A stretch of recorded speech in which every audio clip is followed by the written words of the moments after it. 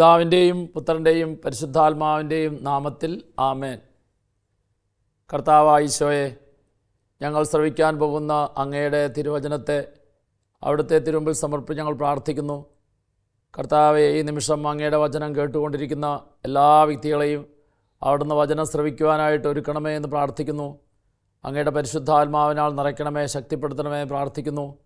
ഞങ്ങൾ ശ്രവിക്കുന്ന വചനത്തിലൂടെ ഞങ്ങളുടെ മനസ്സിനെയും ചിന്തയെയും ഞങ്ങളുടെ ആഗ്രഹങ്ങളെയും ഞങ്ങളുടെ നിയോഗങ്ങളെല്ലാം അവിടുന്ന് ഏറ്റെടുത്ത് അനുഗ്രഹമാക്കി, വിജയമാക്കി, സന്തോഷമാക്കി മാറ്റണമേ എന്ന് പ്രാർത്ഥിക്കുന്നു. നിത്യം പിതാവും പുത്രനും പരിശുദ്ധാത്മാവുമായ സർവേശ്വര എന്നേക്കും ആമേൻ. ഈശോയിൽ ഏറ്റവും സ്നേഹം നിറഞ്ഞ സഹോദരീ സഹോദരന്മാരെ, കഴിഞ്ഞ ആഴ്ചയിൽ ഡിവൈൻ ധ്യാന കേന്ദ്രത്തിൽ ധ്യാനിക്കാനായിട്ട് വന്ന ജനക്കൂട്ടത്തിന് മുമ്പിൽ ഞാൻ ഇങ്ങനെയൊരു കാര്യം ആവശ്യപ്പെട്ടു. നിങ്ങൾക്ക് കോവിഡ് വരാത്ത ആൾക്കാർ, കോവിഡ് വരാത്തവർ എത്ര പേരുണ്ട്? അങ്ങനെ കോവിഡ് വരാത്തവർ ഒന്ന് കൈ ഉയർത്താൻ പറഞ്ഞു. എന്നെ അത്ഭുതപ്പെടുത്തിയ കാര്യം, ആ സമൂഹത്തിലെ ഏതാണ്ട് ഒരു 75% ആൾക്കാർക്കും കോവിഡ് വന്നിട്ടില്ല. അപ്പോൾ ഞാൻ അവരോട് ചോദിച്ചു, എന്തുകൊണ്ടാണ് നിങ്ങൾക്ക് കോവിഡ് വരാത്തത്? നിങ്ങൾ കോവിഡ് വന്ന ആൾക്കാരേക്കാൾ കൂടുതലായിട്ട് പ്രാർത്ഥിച്ചതുകൊണ്ടോ, അല്ലെങ്കിൽ ജപമാല ചൊല്ലിയതുകൊണ്ടോ, അല്ലെങ്കിൽ മറ്റേതെങ്കിലും വിധത്തിലുള്ള വിശുദ്ധരോട് മധ്യസ്ഥം വഹിച്ച് പ്രാർത്ഥിച്ചത് കൊണ്ടോ ആണോ? ചിലരൊക്കെ പറഞ്ഞു, ഞങ്ങൾ ആ ദിവസങ്ങളിൽ കൂടുതലായിട്ട് പ്രാർത്ഥിച്ചു, കൂടുതലായിട്ട് ജപമാല ചൊല്ലി, കൂടുതലായിട്ട് വചനം വായിച്ച് ധ്യാനിച്ചു, കൂടുതലായിട്ട് ടെലിവിഷനിലൂടെ ആത്മീയ പ്രോഗ്രാമുകൾ കണ്ടു. ഇതെല്ലാം ശരിയാണ്. പക്ഷേ അതുകൊണ്ടൊന്നുമല്ല കോവിഡ് വരാതിരുന്നത്. കോവിഡ് വരാതിരിക്കാനുള്ള കാരണം, കോവിഡിൻ്റെ അണുവിനെ പ്രതിരോധിക്കാനായിട്ടുള്ള ഇമ്മ്യൂണിറ്റി പവർ അല്ലെങ്കിൽ പ്രതിരോധ ശക്തി, ഈ പ്രതിരോധ ശക്തി നിങ്ങളുടെ ശരീരത്തിൽ ഉണ്ടായിരുന്നത് കൊണ്ടാണ് കോവിഡിന് നിങ്ങളെ തൊടാനായിട്ട്, നിങ്ങളുടെ ശരീരത്തിൽ കയറാനായിട്ട് പറ്റാതെ വന്നത്. കോവിഡിൻ്റെ അണുവിനേക്കാൾ ശക്തി, അല്ലെങ്കിൽ ആ രോഗാണുവിനെ പ്രതിരോധിക്കാനുള്ള ശക്തി, ആ ശക്തി ശരീരത്തിൽ ഉണ്ടായിരുന്നു. അങ്ങനെ ശാരീരികമായിട്ടുള്ള കൂടുതൽ ആരോഗ്യമുണ്ടായിരുന്നത് കൊണ്ടാണ് വരാതിരുന്നത്. ഞാൻ ചോദിച്ചു, നിങ്ങൾ കോവിഡ് രോഗികളായിട്ടുള്ളവരുടെ കൂടെ താമസിച്ചിട്ടുണ്ട്, അവരുമായിട്ടൊക്കെ മിങ്കിൾ ചെയ്തിട്ടുണ്ട്, പക്ഷേ അതെല്ലാം ഉണ്ടായെങ്കിലും ആ കോവിഡിൻ്റെ അണുവിന് ശരീരത്തിലുണ്ടായിരുന്ന പ്രതിരോധ ശക്തി മൂലം കയറാനായിട്ട് സാധിച്ചില്ല. അപ്പോൾ നമുക്ക് മനസ്സിലാകുന്നൊരു കാര്യമുണ്ട്, ശരീരത്തിൽ കൂടുതൽ ആരോഗ്യമുണ്ടായാൽ, ശരീരത്തിൽ പ്രതിരോധിക്കാനുള്ള ശക്തി ഉണ്ടായാൽ, രോഗാണുവിൻ്റെ ശക്തിക്ക് ശരീരത്തിൽ കയറാൻ പറ്റിയില്ല. ഇതുപോലെ തന്നെ നമ്മുടെ മനസ്സ് ആരോഗ്യമുള്ള മനസ്സാണെങ്കിൽ, ഈ ആരോഗ്യമുള്ള മനസ്സിൽ ഈ ലോകത്തിലെ അല്ലെങ്കിൽ മനുഷ്യ വ്യക്തികളുടെ കുറ്റപ്പെടുത്തുന്ന, കളിയാക്കുന്ന, താഴ്ത്തിക്കെട്ടുന്ന, അപമാനിക്കുന്ന, നിന്ദിക്കുന്ന വാക്കുകൾക്ക് മുറിപ്പെടുത്താനായിട്ട് സാധിക്കില്ല. നമുക്കറിയാം, ഈ ലോകത്തിൽ ജീവിച്ച ഏതൊരു മനുഷ്യ വ്യക്തിയേക്കാളും ഏറ്റവും കൂടുതൽ അപമാനത്തിൻ്റെ, നിന്ദനത്തിൻ്റെ, കുറ്റപ്പെടുത്തലിൻ്റെ, കളിയാക്കലിൻ്റെ വാക്കുകൾ യേശുവിനെതിരായിട്ടാണ് സംസാരിച്ചത്.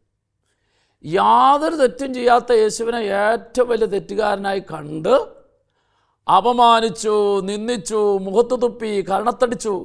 ഒരു മനുഷ്യ വ്യക്തിയോട് എന്തോരം ദ്രോഹം ചെയ്യാവോ, ഈ ദ്രോഹങ്ങളെല്ലാം ഈശോയ്ക്കെതിരായിട്ട് ചെയ്തു. പക്ഷേ ഈശോയ്ക്കെതിരായി ചെയ്തതായ വാക്കുകളോ പ്രവൃത്തികളോ ഒന്നും ഈശോയുടെ മനസ്സിനെ മുറിപ്പെടുത്തിയില്ല. ഈശോയുടെ മനസ്സിനെ മുറിപ്പെടുത്താതിരിക്കാൻ കാരണം, ഈശോ ആ വാക്കുകളെയോ അതിലൂടെ വന്നതായ പെരുമാറ്റത്തെ ഒന്നും മനസ്സിൽ സ്വീകരിച്ചില്ല, മറിച്ച് അത് പിതാവിൻ്റെ കരങ്ങളിലേക്ക് കൊടുത്തു. പിതാവിൻ്റെ കരങ്ങളിലേക്ക് അതിനെ ഓരോന്നിനെയും കൊടുത്തപ്പോൾ ആ കൊടുത്തത് യേശുവിൻ്റെ മനസ്സിനെ മുറിപ്പെടുത്തിയില്ല എന്ന് മാത്രമല്ല, അനേകരുടെ മുറിവുകളെ സുഖപ്പെടുത്തുന്ന അടയാളമാക്കി മാറ്റി. അപ്പോൾ മറ്റുള്ളവർ നമുക്കെതിരെ ചെയ്യുന്നതായ വാക്കുകളാകാം, പ്രവൃത്തികളാകാം, പെരുമാറ്റങ്ങളാകാം, ഇത് നമ്മുടെ മനസ്സിനെ മുറിപ്പെടുത്താതിരിക്കണമെങ്കിൽ അതിനെ ഈശോ ചെയ്തതുപോലെ പിതാവിൻ്റെ കരങ്ങളിലേക്ക് കൊടുത്ത്, അല്ലെങ്കിൽ ഈശോയുടെ കരങ്ങളിലേക്ക് കൊടുത്ത് നമ്മൾ അതിനെ ഓർത്ത് നന്ദി പറഞ്ഞ് സ്തുതിക്കുമ്പോഴാണ് അത് മുറിവുകളാകാതെ അനേകരെ സുഖപ്പെടുത്തുന്ന അടയാളമായിട്ട് മാറുള്ളൂ. അപ്പം ഞാനും നിങ്ങളും ഈ ഒരു ബോധ്യത്തിൽ ജീവിക്കുമ്പോഴാണ് നമുക്കെന്നും ആരോഗ്യമുള്ള മനസ്സുണ്ടാകുന്നത്. ശരീരം ആരോഗ്യമുള്ളതാണെങ്കിൽ ആ ആരോഗ്യമുള്ള ശരീരത്തിൽ രോഗാണുവിന് കയറാൻ പറ്റാത്തതുപോലെ മനസ്സ് ആരോഗ്യമുള്ളതാണെങ്കിൽ ഈ ആരോഗ്യമുള്ള മനസ്സിൽ ഈ ലോകത്തിൻ്റെതായ കുറ്റപ്പെടുത്തുന്ന, വേദനിപ്പിക്കുന്ന, നൊമ്പരപ്പെടുത്തുന്നതായ വാക്കുകൾക്കോ പ്രവൃത്തികൾക്കോ ഒന്നിനും എൻ്റെ മനസ്സിനെ മുറിപ്പെടുത്താനായിട്ട് സാധിക്കില്ല എന്ന് സത്യം തിരിച്ചറിയണം. അപ്പോൾ നമ്മുടെ മനസ്സ് ആരോഗ്യമുള്ള മനസ്സാകണമെങ്കിൽ എന്ത് ചെയ്യണം? ഇതാണ്. അപ്പോൾ ഇവിടെ രണ്ട് കാര്യം മനസ്സിലാക്കണം. ഒന്ന്, എന്താണ് മനസ്സ്? രണ്ട്, എന്താണ് ആരോഗ്യമുള്ള മനസ്സ് എന്ന് പറഞ്ഞാൽ. അപ്പോൾ ഒന്ന്, മനസ്സ് എന്ന് പറയുമ്പോൾ അനേകം അനുഭവങ്ങളെ നിറച്ചു വച്ചിരിക്കുന്ന ഒരു കലവറയാണ് മനസ്സ്. അനേകം അനുഭവങ്ങൾ എന്ന് നമ്മൾ പറയുമ്പോൾ ഈ അനേകം അനുഭവത്തെ രണ്ടായിട്ട് തിരിക്കാം. ഒന്ന്, സന്തോഷം തന്ന അനുഭവം. രണ്ട്, വേദന അല്ലെങ്കിൽ ദുഃഖം, നൊമ്പരം തന്ന അനുഭവം. സന്തോഷം തന്ന അനുഭവങ്ങളെല്ലാം നമ്മൾ വളർത്തി. സന്തോഷം തന്ന അനുഭവങ്ങൾ ഓരോന്നും നമ്മുടെ മനസ്സിന് കൂടുതൽ ആരോഗ്യം പ്രദാനം ചെയ്തു. എന്നാൽ മുറിവേൽപ്പിച്ച മനസ്സ്, വാക്കുകൾ കൊണ്ട് മനസ്സിനെ മുറിവേൽപ്പിച്ചെങ്കിൽ ആ മുറിവേൽപ്പിച്ച മനസ്സുകൾ ഓരോന്നും നമ്മൾ തളർത്തി. അപ്പം നമുക്ക് ഈ തളർത്താനായിട്ടിടയായ കാരണങ്ങളെ തിരിച്ചറിഞ്ഞ് ആ കാരണങ്ങളെ ഈശോയ്ക്ക് കൊടുത്ത് യേശുവിൽ നിന്ന് സൗഖ്യം സ്വീകരിക്കുകയും, ഒന്ന് സൗഖ്യം സ്വീകരിക്കുകയും തുടർന്ന് മുറിവേൽക്കാതെ ശ്രദ്ധിക്കുകയും ചെയ്യുന്നതാണ് മനസ്സിൻ്റെ ആരോഗ്യത്തെ നിലനിർത്താനായിട്ട് ഏറ്റവും കൂടുതൽ നമ്മൾ ശ്രദ്ധിച്ച് ചെയ്യേണ്ട കാര്യം. അപ്പോൾ ഇനി ഞാൻ പറയുന്നത് എന്താണ് ഈ ആരോഗ്യമുള്ള മനസ്സ്? എങ്ങനെയാണ് ഒരു വ്യക്തിയുടെ മനസ്സ് ആരോഗ്യമുള്ള മനസ്സായി മാറുന്നത്? അതിന് സ്നേഹം, അംഗീകാരം, പ്രോത്സാഹനം, അഭിനന്ദനം, നല്ല വാക്ക്, 5 കാര്യങ്ങളാണ് ഞാൻ പറഞ്ഞത്. സ്നേഹം, അംഗീകാരം 2, 3 പ്രോത്സാഹനം, 4 അഭിനന്ദനം, 5 നല്ല വാക്ക്. അപ്പോൾ ഈ 5 കാര്യങ്ങൾ അടുത്ത ശ്രദ്ധിച്ചോ. കിട്ടേണ്ട വ്യക്തികളിൽ നിന്ന്, 2 കിട്ടേണ്ട സമയത്ത്, 3 കിട്ടി വളരുന്ന മനസ്സ്. അപ്പോൾ സ്നേഹം, അംഗീകാരം, പ്രോത്സാഹനം, അഭിനന്ദനം, നല്ല വാക്ക്, കിട്ടേണ്ട വ്യക്തികളിൽ നിന്ന്, കിട്ടേണ്ട സമയത്ത്, കിട്ടി വളരുന്ന മനസ്സിനെയാണ് ആരോഗ്യമുള്ള മനസ്സ് എന്ന് പറയുന്നത്. ഇങ്ങനെ ആരോഗ്യമുള്ള മനസ്സ് നിരന്തരം സൂക്ഷിക്കുമ്പോഴാണ് നമ്മുടെ മനസ്സിൽ ആരെല്ലാം മുറിപ്പെടുത്തിയാലും അവയൊന്നും നമ്മുടെ മനസ്സിനെ മുറിവേൽക്കാതിരിക്കുന്നത്. മുറിപ്പെടുത്തുന്നതായ വാക്കുകൾ അത് ചിലപ്പോൾ മറ്റുള്ളവരെ കുറ്റപ്പെടുത്തും, ചെയ്യാത്ത കാര്യം ചെയ്തെന്ന് പറയും, ആ ചെയ്തതിൻ്റെ രീതിയിലുള്ള വഴക്ക് പറയും. ഇങ്ങനെ ഏതെല്ലാം രീതിയിൽ പറഞ്ഞാലും അതൊന്നും നമ്മുടെ മനസ്സിനെ ഏശാതിരിക്കണമെങ്കിൽ നമ്മൾ അവിടെ ഒരു സത്യം തിരിച്ചറിയണം. തിരിച്ചറിയേണ്ട സത്യം, എന്നെ കുറ്റപ്പെടുത്തുന്ന, കളിയാക്കുന്ന, വേദനിപ്പിക്കുന്ന ആ വ്യക്തികളല്ല ഇതിൻ്റെ പിന്നിലെ കാരണക്കാർ. അത് ദൈവം അനുവദിച്ചതാണ്. ഈശോ തിരിച്ചറിഞ്ഞു, ഈ മരണത്തിന് വിധിച്ച പിലാത്തോസോ, മുഖത്ത് തുപ്പിയ പട്ടാളക്കാരോ, ആർത്തട്ടഹസിച്ച ജനമോ ഇവരൊന്നുമല്ല കാരണക്കാർ. കാരണക്കാരൻ പിതാവായ ദൈവമാണ്. അപ്പോൾ ദൈവം അനുവദിച്ചതുകൊണ്ടാണ് അവർക്കെല്ലാം എന്നോട് അങ്ങനെ ചെയ്യാനും പറയാനും പ്രവർത്തിക്കാനും സാധിച്ചത്. അതുകൊണ്ട് അങ്ങനെ ചെയ്തവരും പറഞ്ഞവരും പ്രവർത്തിച്ചവരെല്ലാം നിരപരാധികളാണ്. അവർ നിരപരാധികളായതുകൊണ്ട് നിരപരാധികളായവരെ ഈശോ പിതാവിൻ്റെ കരങ്ങളിലേക്ക് കൊടുത്തതുപോലെ ഞാൻ യേശുവിൻ്റെ കരങ്ങളിലേക്ക് കൊടുത്തിട്ട് അവരെ നിരപരാധികളായി കണ്ട് അവരെ സ്നേഹിച്ച് പ്രാർത്ഥിക്കുമ്പോഴാണ്, അല്ലെങ്കിൽ പ്രാർത്ഥിച്ച് സ്നേഹിക്കുമ്പോഴാണ് എനിക്ക് അവർ മൂലം, അവരുടെ വാക്കുമൂലം പറഞ്ഞ കാര്യം മനസ്സിനെ മുറിവേൽപ്പിക്കാതെ അത് എൻ്റെ മാനസികമായ ആരോഗ്യത്തെ നിലനിർത്താനും വളർത്താനും സാധിക്കുന്നത്. അപ്പോൾ അതുകൊണ്ട് ഈശോ ഏറ്റവും കൂടുതൽ ഒരു മനുഷ്യ വ്യക്തിയിൽ ശ്രദ്ധിക്കുന്നത് ആ മനുഷ്യ വ്യക്തിയുടെ മാനസികമായിട്ടുള്ള ആരോഗ്യത്തെ നിലനിർത്തുന്ന കാര്യത്തിലാണ്. അപ്പോൾ ഈശോ എന്തു ചെയ്യും? മനസ്സിൻ്റെ മുറിവുകളെ ഏറ്റെടുത്തിട്ട് അവൻ്റെ മനസ്സിനെ എപ്പോഴും ആരോഗ്യമുള്ള മനസ്സാക്കി മാറ്റാൻ ഈശോ എപ്പോഴും ശ്രദ്ധിക്കും. വളരെ മനസ്സിലാകുന്ന പ്രധാനപ്പെട്ട ഒരു ഉദാഹരണം അതാണ് മത്തായിയുടെ സുവിശേഷം 9-ാം അധ്യായം 1 മുതൽ 8 വരെയുള്ള തിരുവചനങ്ങൾ. നമുക്കൊക്കെ അറിയാവുന്നൊരു സംഭവമാണ്. അതായത് ഒരു തളർവാദ രോഗിയെ പലരും കൂടി കട്ടിലേലെടുത്ത് യേശു ഉണ്ട് എന്ന് കേട്ട ആ ഭവനത്തിലേക്ക് വന്നു. ഭവനത്തിലേക്ക് വന്നപ്പോൾ ആ ഭവനത്തിൻ്റെ ചുറ്റും അകത്ത് മുഴുവൻ ആൾക്കാരാണ്. അകത്തേക്ക് കയറാനായിട്ട് സാധിക്കുന്നില്ല. അകത്തേക്ക് കയറാനായിട്ട് സാധിക്കാതെ വന്നപ്പോൾ വചനം എടുത്തു പറയുന്നുണ്ട്, ആ കൊണ്ടുവന്ന ആൾക്കാരുടെ വിശ്വാസം, ആ വിശ്വാസം പ്രവൃത്തിയായി മാറി. എങ്ങനെ? അവർ യേശു ഇരുന്ന ആ വീടിൻ്റെ മേൽക്കൂര പൊളിച്ച് കട്ടിലോടുകൂടി ആ രോഗിയെ യേശുവിൻ്റെ അടുക്കിലേക്ക് ഇറക്കി. നമുക്കൊക്കെ ആ സംഭവം അറിയാം. ഇനി നമ്മൾ തിരിച്ചറിയേണ്ടത്, യേശുവിൻ്റെ മുമ്പിൽ തളർവാദം ബാധിച്ച് കട്ടിലിൽ കിടക്കുന്ന ആ രോഗിയോട് ഈശോ ഏറ്റവും ആദ്യം എന്താ പറഞ്ഞത് എന്ന് മത്തായിയുടെ സുവിശേഷം 9-ാം അധ്യായത്തിൻ്റെ 2-ാം വചനത്തിൽ രേഖപ്പെടുത്തിയിട്ടുണ്ട്. ഈശോ ഏറ്റവും ആദ്യം അവനെ വിളിച്ചു, മകനെ എന്ന് വിളിച്ചു. യേശുവിൻ്റെ ആ മകനെ എന്ന വിളി, അതാണ് നമ്മൾ മനസ്സിലാക്കേണ്ടത്. അതായത് ഇതിൻ്റെ അർത്ഥം നമ്മൾ മനസ്സിലാക്കണമെങ്കിൽ നമുക്കൊക്കെ, മനുഷ്യരായ എല്ലാ വ്യക്തികൾക്കും 5 തലങ്ങളുണ്ട്. ഒന്ന് ആത്മാവിൻ്റെ തലം, അല്ലെങ്കിൽ ആത്മാവിൻ്റെ മേഖല. 2 മനസ്സിൻ്റെ മേഖല. 3 ശരീരത്തിൻ്റെ മേഖല. 4 സ്വഭാവത്തിൻ്റെ മേഖല. 5 ജീവിതത്തിൻ്റെ മേഖല. ഒരു മനുഷ്യ വ്യക്തി എന്ന് പറഞ്ഞാൽ ആത്മാവ്, മനസ്സ്, ശരീരം, സ്വഭാവം, ജീവിതം. ഇതിൽ ഞാൻ പറഞ്ഞു 2ാമത്തെ തലം അല്ലെങ്കിൽ 2ാമത്തെ മേഖല, അതാണ് മനസ്സിൻ്റെ മേഖല. അപ്പോൾ ഈ മനസ്സും ആത്മാവും തമ്മിൽ വലിയ ബന്ധമുണ്ട്. എന്ന് പറഞ്ഞാൽ ഒരു വ്യക്തിയുടെ മനസ്സ് മുറിവേറ്റ മനസ്സാണെങ്കിൽ, അല്ലെങ്കിൽ ഒരു വ്യക്തിയുടെ മനസ്സ് ആരോഗ്യമില്ലാത്ത മനസ്സാണെങ്കിൽ, ഈ ആരോഗ്യമില്ലാത്ത മനസ്സിൽ അല്ലെങ്കിൽ മുറിവേറ്റ മനസ്സിൽ, ഈ മുറിവേറ്റ മനസ്സ് പാപം ചെയ്യാനായിട്ട് കൂടുതൽ പ്രേരണയുണ്ടാവും. ആരോഗ്യമുള്ള മനസ്സിനാണ് പാപം ചെയ്യാതെ ജീവിക്കാൻ പറ്റുള്ളൂ.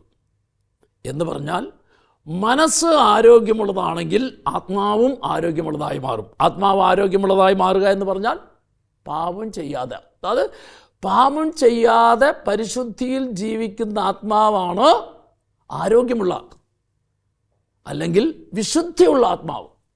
അപ്പോൾ എൻ്റെ ആത്മാവ് വിശുദ്ധിയുള്ളതായി തീരണമെങ്കിൽ എൻ്റെ മനസ്സ് ആരോഗ്യമുള്ളതാകണം. മനസ്സ് മുറിവേറ്റതാണെങ്കിൽ ആത്മാവ് എന്നെ പാപത്തിലേക്ക് നയിക്കാനുള്ള പ്രേരണ മനസ്സിൽ നിന്ന് വരുന്നുകൊണ്ട്, മനസ്സിൻ്റെ മുറിവിൻ്റെ തലത്തിൽ നിന്ന് വരുന്നുകൊണ്ട് ഞാൻ തെറ്റിലേക്ക്, പാപത്തിലേക്ക് പോകും. അതുകൊണ്ടാണ് ചില വ്യക്തികൾ ചില പാപത്തിന് ചില തിന്മയ്ക്ക്, ചില ദുശീലത്തിന് അഡിക്റ്റ് ആകുന്നു. നമ്മൾ അവരെന്തുകൊണ്ട് വീണ്ടും വീണ്ടും ആ പാപം ചെയ്യുന്നു, ആ തെറ്റ് ചെയ്യുന്നു എന്ന് നമ്മൾ പറഞ്ഞിട്ട് കാര്യമില്ല. അവർ അതിലേക്ക് പോകുന്നുണ്ടെങ്കിൽ, ആ തെറ്റ് ചെയ്യാതിരിക്കണമെങ്കിൽ, അല്ലെങ്കിൽ പാപത്തിൽ വീഴാതെ വിശുദ്ധിയിൽ ജീവിക്കണമെങ്കിൽ അവരുടെ മനസ്സ് ആരോഗ്യമുള്ള മനസ്സായിരിക്കണം. മനസ്സ് ആരോഗ്യമുള്ളതായെങ്കിലേ പാപം ചെയ്യാതെ ജീവിക്കാൻ പറ്റുള്ളൂ. അപ്പോൾ ഈ മനസ്സ് മുറിവേറ്റതാണെങ്കിൽ മൂന്നാമത്തെ തലം, മനസ്സും ശരീരവും തമ്മിൽ ബന്ധമുണ്ട്. അപ്പോൾ ശരീരത്തിൽ ചില രോഗങ്ങൾ ചിലപ്പോഴൊക്കെ ഡോക്ടർമാർ പരിശോധിച്ചിട്ട് പറയും. അതായത് നാളുകളായിട്ട് വിട്ടുമാറാത്ത ചില തലവേദനകൾ, വയറുവേദനകൾ, അതുപോലെ തന്നെ കാൽമുട്ടിൻ്റെ വേദന, ശരീരത്തിൻ്റെ പല ഭാഗങ്ങളിലുള്ള വേദന, വളരെ വേദനയാണ്. ചില ഭക്ഷണ സാധനങ്ങൾ കഴിക്കാനായിട്ട് സാധിക്കുന്നില്ല വയറിൻ്റെ വേദന കൊണ്ട്. അതുപോലെ തന്നെ തലവേദന കൊണ്ട് കാര്യങ്ങൾ ചെയ്യാനായിട്ട് സാധിക്കുന്നില്ല. ചില സന്ധിവേദന, അതുകൊണ്ട് കൈകാലുകൾ അനക്കാൻ പറ്റുന്നില്ല. എങ്ങനെ വ്യത്യസ്തമായിട്ടുള്ള വേദന അനുഭവിക്കുന്ന വ്യക്തികൾ ഈ വേദന മാറാൻ വേണ്ടിയിട്ട്, ഈ വേദനയുടെ കാരണം കണ്ടുപിടിച്ച് മരുന്ന് കഴിച്ച് മാറ്റാനായിട്ട് ഡോക്ടർമാരെ കണ്ടുവെന്ന് വിചാരിക്കും. ഡോക്ടർ ഈ പറഞ്ഞതനുസരിച്ച് ആ രോഗിയുടെ വേദന ഉണ്ടെന്ന് പറയുന്ന ശരീരഭാഗത്തിൻ്റെ എക്സ്റേ, സ്കാൻ ഒക്കെ ചെയ്യും. ചെയ്തതിന് ശേഷം ആ വേദനയുണ്ട് എന്ന് പറഞ്ഞതായ ഭാഗത്തിൻ്റെ സ്കാൻ റിപ്പോർട്ടിൽ അല്ലെങ്കിൽ എക്സ്റേയിൽ യാതൊരു വിധത്തിലുള്ള ശാരീരികമായ രോഗങ്ങളും ഇല്ല എന്ന് പറഞ്ഞാൽ ശരീരത്തിൻ്റെ തലത്തിൽ അങ്ങനെ ഒരു രോഗം വരാനായിട്ട്, അങ്ങനെ ഒരു വേദന വരാനായിട്ടുള്ള കാരണമില്ല. പക്ഷേ ഈ വ്യക്തി ശാരീരികമായിട്ട് വേദന രോഗമുണ്ട് താനും. അപ്പോൾ എന്താ കാരണം? അപ്പോൾ ശരീരത്തിൻ്റെ മേഖലയിലെ രോഗമല്ല, മനസ്സിൻ്റെ തലത്തിൽ മുറിവേറ്റ് ആരോഗ്യമില്ലാത്ത മനസ്സായതുകൊണ്ടാണ്. അപ്പോൾ ആരോഗ്യമില്ലാത്ത മനസ്സ് എപ്പോഴും ആരോഗ്യമില്ലാത്ത ശരീരം പ്രദാനം ചെയ്യും. അല്ലെങ്കിൽ ശരീരത്തിലെ വിട്ടുമാറാത്ത പല വേദനകൾക്കും രോഗങ്ങൾക്കും ബുദ്ധിമുട്ടിനും മനസ്സിൻ്റെ മുറിവ് ഒരു കാരണമായി തീരാം. ഇനി മനസ്സ് മുറിവേറ്റ മനസ്സാണെങ്കിൽ നാലാമത്തെ തലം സ്വഭാവം.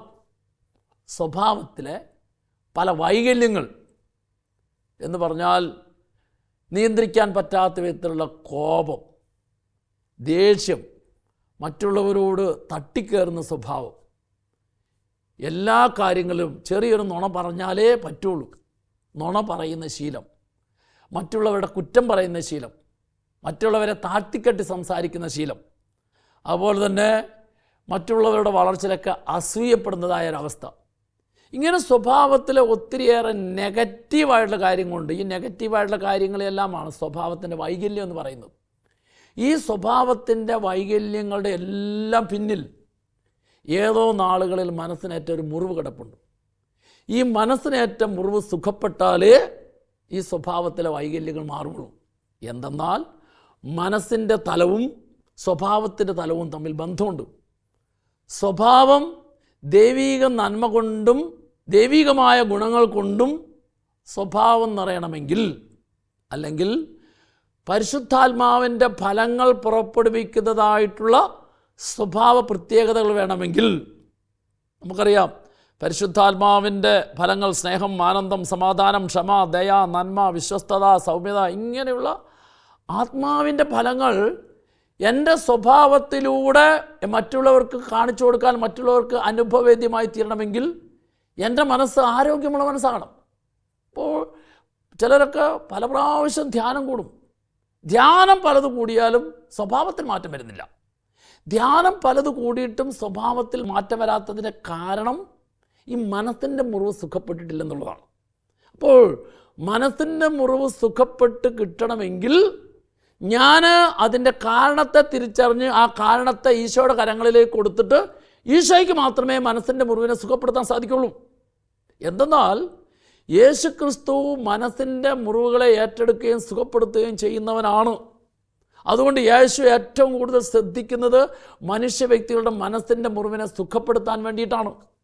അതുകൊണ്ടാണ് ഈശോ മറ്റെന്തിനേക്കാൾ അധികമായിട്ട് ഒരു വ്യക്തിയുടെ മനസ്സിൻ്റെ മുറിവിനെ സുഖപ്പെടുത്താൻ ഈശോ ഏറ്റവും കൂടുതൽ ശ്രദ്ധിക്കും. സ്നേഹമുള്ളവരെ, ഇനി ഞാൻ പറഞ്ഞ അല്ലെങ്കിൽ ഇപ്പോൾ നമ്മൾ കിടത്തിയിരിക്കുന്ന ഈശോയുടെ മുമ്പിൽ കിടക്കുന്ന ആ തളർവാദ രോഗിയുടെ കാര്യമാണ്. ആ തളർവാദ രോഗി ഈശോ ഏറ്റവും ആദ്യം പറഞ്ഞത് മകനേ എന്നാ. മകനെ എന്ന് ഈശോ പറഞ്ഞപ്പോൾ അവൻ്റെ മനസ്സ് മുറിവേറ്റ മനസ്സാണെന്ന് മനസ്സിലായി. എന്ന് പറഞ്ഞാൽ ഞാൻ ആദ്യം പറഞ്ഞത് എടുക്കൂ.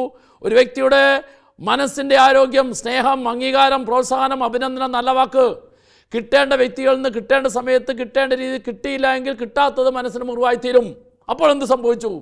ഈ തളർവാദ രോഗിയുടെ കഴിഞ്ഞ നാളുകളിലെ ജീവിതത്തിൽ അവൻ ആരിൽ നിന്നെല്ലാമാണോ സ്നേഹവും അംഗീകാരവും പ്രോത്സാഹനം അഭിനന്ദനം കിട്ടേണ്ടിയിരുന്നത് എങ്ങനെയാണോ കിട്ടാതെ പോയത്, ഈ കിട്ടാതെ പോയത് ഏതെല്ലാം കാരണങ്ങളാൽ അവൻ്റെ മനസ്സ് മുറിവേറ്റോ, ഇതാ ആ മനസ്സ് മുറിവേറ്റ് കിടക്കുന്ന ആ തളർവാദ രോഗിയുടെ മനസ്സിൻ്റെ മുറിവുകൾക്ക് ഈശോ ഏറ്റവും ആദ്യം സൗഖ്യം കൊടുത്തു. ആ സൗഖ്യം കൊടുത്തതിൻ്റെ അടയാളമാണ് ഈശോ അവനെ വിളിച്ചത് മകനെ. ഈ മകനെ എന്നുള്ള വിളി, ആ വിളി അന്ന് വരെ ആയിരുന്നെല്ലാം മനസ്സിൻ്റെ ആരോഗ്യത്തെ നിലനിർത്താനായിട്ട് അവന് ലഭിക്കണമായിരുന്നോ, ആ ലഭിക്കേണ്ടത് ലഭിക്കാതെ പോയത് അവൻ്റെ മനസ്സിനെ മുറിപ്പെടുത്തി മുഴുവനും ഈശോയുടെ ഒരൊറ്റ വാക്കുകൊണ്ട് സൗഖ്യമായി തീർന്നു എന്നുള്ളതാണ് ഏറ്റവും പ്രധാനപ്പെട്ട കാര്യം. അപ്പോൾ ഈശോ ഏറ്റവും ആദ്യം അവന് ആന്തരിക സൗഖ്യം കൊടുത്തു, അല്ലെങ്കിൽ അവൻ്റെ മനസ്സിന് പൂർണ്ണ ആരോഗ്യം കൊടുത്തു. മനസ്സിന് പൂർണ്ണമായ ആരോഗ്യം കൊടുത്തിട്ടാണ് രണ്ടാമത് ഈശോ അവനോട് പറഞ്ഞത് ധൈര്യമായിരിക്കും. ആരോടാണ് ധൈര്യമായിരിക്കും എന്ന് പറഞ്ഞാൽ? പേടിച്ചിരിക്കുന്നവരോടാണ്. അപ്പോൾ എന്താണ്? ഇവൻ്റെ സ്വഭാവത്തിൽ നാളുകളായിട്ടുണ്ടായിരുന്ന ഒരു വൈകല്യമായിരുന്നു ഭയം. ഭയപ്പെട്ടിരിക്കുന്നവനോടാണ് നീ ധൈര്യമായിരിക്കും. അപ്പോൾ എന്താണെന്നറിയാമോ? ഈ ധൈര്യമായിരിക്കുക എന്ന് ഈശോ പറഞ്ഞതൊരു വാക്കാണെങ്കിലും ആ വാക്കിലൂടെ എനിക്കും നിങ്ങൾക്കും ഈശോ പറഞ്ഞത് കാര്യം എന്താണെന്നറിയാമോ? ഈശോയുടെ ഒരു വാക്ക്, മകനെ എന്ന വാക്ക്, അവൻ്റെ മനസ്സിൻ്റെ മുറിവിനെ പൂർണ്ണമായിട്ട് സുഖപ്പെടുത്തിയെങ്കിൽ അടുത്ത വാക്ക് അവൻ്റെ സ്വഭാവത്തിലുണ്ടായിരുന്ന വൈകല്യങ്ങൾ മുഴുവൻ ഈശോ മാറ്റി എന്നുള്ളതാണ്. അപ്പോൾ ഇവിടെ മനസ്സിൻ്റെ മുറിവിനെ സുഖപ്പെടുത്തിയിട്ട് സ്വഭാവത്തിലെ വൈകല്യം മാറി. ഇനി മൂന്നാമത്തത്, സ്വഭാവത്തിലെ വൈകല്യം മാറ്റിയപ്പോഴോ യേശു അവനോട് പറഞ്ഞു, നിന്റെ പാപങ്ങൾ ക്ഷമിക്കപ്പെട്ടിരിക്കുന്നു. പാപങ്ങൾ ക്ഷമിക്കപ്പെട്ടിരിക്കുന്നു എന്ന് പറഞ്ഞപ്പോൾ ആത്മാവിൻ്റെ മേഖലയിൽ പൂർണ്ണ സൗഖ്യം. അപ്പോൾ മനസ്സിൻ്റെ മേഖലകളെ സുഖപ്പെടുത്തിയിട്ട് പാപം ക്ഷമിച്ചാൽ മാത്രമേ വീണ്ടും അവൻ പാപം ചെയ്യാതിരിക്കുകയുള്ളൂ. അപ്പോൾ പിന്നീട് ഒരിക്കലും അവൻ പാപം ചെയ്യാതെ വിശുദ്ധിയിൽ ജീവിക്കണമെങ്കിൽ, സന്തോഷത്തിൽ ജീവിക്കണമെങ്കിൽ, കഴിഞ്ഞ നാളുകളിൽ അവനെ പാപത്തിലേക്ക് നയിക്കാൻ ഇടയാക്കി തീർത്ത അവൻ്റെ മനസ്സിൻ്റെ മുറിവുകൾക്ക് സൗഖ്യം കിട്ടണം. അതാണ് ഈശോ മനസ്സിൻ്റെ മുറിവുകൾ സുഖപ്പെടുത്തിയിട്ട് അവന് പാപമോചനം കൊടുത്തു. പാപമോചനം കൊടുത്തത് പിന്നീട് ഒരിക്കലും പാപം ചെയ്യാതിരിക്കാൻ. അപ്പോൾ ഇവിടെ മൂന്ന് കാര്യങ്ങൾ, മൂന്ന് മേഖലയിൽ സൗഖ്യം കിട്ടി. മനസ്സിൻ്റെ മേഖലയിലുള്ള സൗഖ്യം, സ്വഭാവത്തിലെ വൈകല്യം മാറി, പാപം ചെയ്യാതെ ജീവിക്കാൻ ആത്മാവിൻ്റെ മേഖലയിൽ സൗഖ്യം കിട്ടി. ഇനി നാലാമത്തതാണ് ഈശോ അവനോട് പറഞ്ഞ് എഴുന്നേറ്റ് കിടക്കയും എടുത്ത് നടക്കുക. അവൻ്റെ ശരീരത്തിൻ്റെ മേഖലയിൽ പൂർണ്ണമായ സൗഖ്യം, അവന് പൂർണ്ണ ആരോഗ്യം കിട്ടി. അപ്പോൾ പൂർണ്ണ ആരോഗ്യം ഈശോ അവന് കൊടുക്കുന്നതിന് മുമ്പ് ഈ ആരോഗ്യം നിനക്ക് കിട്ടണമെങ്കിൽ മനസ്സിൻ്റെ മേഖലയിൽ സൗഖ്യം കിട്ടണം. അതുകൊണ്ടാണ് ഈശോ നാലാമത്തെ കാര്യം അവന് പൂർണ്ണ ആരോഗ്യം കൊടുത്തു. ഇനി അഞ്ചാമത്തെ കാര്യം, ജീവിതത്തിൻ്റെ മേഖല, ജീവിതം എന്തായി? സന്തോഷമായി. ആ സന്തോഷമായ അവൻ എങ്ങനെയാ? കിടന്ന കട്ടിൽ എടുത്തുകൊണ്ട് നടന്നു. കിടന്ന കട്ടിൽ എടുത്തുകൊണ്ട് നടന്നപ്പോൾ രണ്ട് കാര്യം. ഒന്ന്, അവൻ പൂർണ്ണ ആരോഗ്യവാനാണ്, അവന് പൂർണ്ണമായിട്ടുള്ള ശക്തി കിട്ടി എന്ന ഉറപ്പ്. രണ്ട്, അവൻ എടുത്തുകൊണ്ട് നടന്നത് എന്തിനാണെന്നറിയാമോ? എടുത്തുകൊണ്ട് നടന്നത് ഞാനും നിങ്ങളും എന്ന് പറഞ്ഞാൽ ഈ ബൈബിൾ വചനം വായിക്കുന്ന വ്യക്തികൾ, ഈ വചനത്തെക്കുറിച്ച് കേൾക്കുന്ന വ്യക്തികൾ, ആ വ്യക്തികൾക്കെല്ലാം ഒരു ബോധ്യം കിട്ടണം. എന്താ കിട്ടേണ്ട ബോധ്യം? യേശു ക്രിസ്തുവിന് ഒരു വാക്ക് മതി. മകനെ, ഒരു വാക്ക് മതി നിൻ്റെ മനസ്സിൻ്റെ സകല മുറിവുകളെയും സുഖപ്പെടുത്താൻ. അങ്ങനെ നിൻ്റെ സകല മനസ്സിൻ്റെ മുറിവുകളും സുഖപ്പെട്ട് കിട്ടിക്കഴിഞ്ഞാൽ നിനക്ക് സ്വഭാവത്തിൽ നല്ല വൈകല്യമില്ലാത്ത സ്വഭാവത്തിൽ ഗുണങ്ങളുള്ള വ്യക്തിയായി മാറും. മൂന്ന്, അതിലൂടെ നിനക്ക് പാപം ചെയ്യാതെ ജീവിക്കാനായിട്ട് സാധിക്കും. നാല്, അതിലൂടെ നിൻ്റെ ശരീരത്തിലെ രോഗങ്ങൾക്ക് മുഴുവൻ ആ ഒരു വാക്കിലൂടെ ഈശോ സൗഖ്യത്തിലേക്ക് കൊണ്ടുവരും.